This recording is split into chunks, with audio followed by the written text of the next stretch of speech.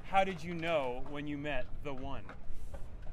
I wasn't a Christian at the time, so I don't know that I knew, but I knew I was passionate. I'm a guy with tunnel vision. Most men have tunnel vision. You know, the Bible talks about Adam was the one that named all the animals. A woman doesn't want to do that, but men want to do something like that. They have tunnel Name all vision. the animals. Tunnel vision with food and women. Food, women, skateboarding, whatever it is. Trying to have an English accent, whatever. You're doing okay. Yeah, Austin Powers-esque. I fell in love with skating, and I fell in love with this girl, 19 years of age. She's a little bit older than me. You know, like most of you, driving on the wrong side of the road. I said, do you want to get married? After being here for 4 months, madly in love, life had worked out like perfect, wasn't a Christian, didn't know the Lord, took off in the car to Vegas. And I'd say this, we knew that we knew as far as the world could know. Like, we had passionate love, but here's the real reality. You kind of love people because of the way they look, or the way they think, or the way they act, or the way that they treat you. So if this is my wife and we're suddenly madly in love, what is it really that I love about her? Is it the way she looks? Is it the way she acts? Is it the way she makes me feel? Because then really, I'm loving myself and how something makes me feel. The same way a person would do drugs, or the same way a person would need fame or attention or world peace. I was getting something out of it.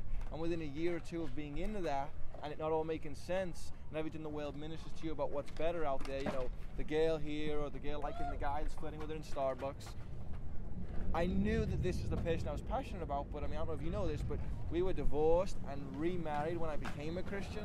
And so today, if you were to say, is she the one? I would say absolutely. 1 Corinthians 13 says love never ever fails. So our marriage can never fail unless we give up loving each other.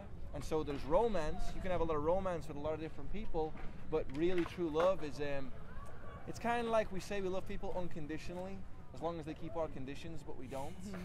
You know, that's my wife so long as she does this. And so when she doesn't, suddenly we're questioning God on it.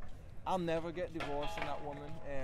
All the things she probably could do, even though the Bible says you're entitled to get divorced for, I probably wouldn't get divorced, because now, if I love her the way Brian loves her, the best she's going to get is my attention and a consented word that she's going to be my wife. But in reality, to love her the way Christ loved the church, which is what I'm called to love her like, it'll never fail, and she's the one. So what that means is if you married the wrong person, she's now the right person. If you married someone that was this skinny and now they're this big, that's the kind of person you like. So the right person is who you get married to, and the point being is this, then, you shouldn't be unequally yoked. You should marry a person that's pursuing the Lord, loves the Lord, you're living a life of ministry anyway. That's your spouse. Now, Brian Sumner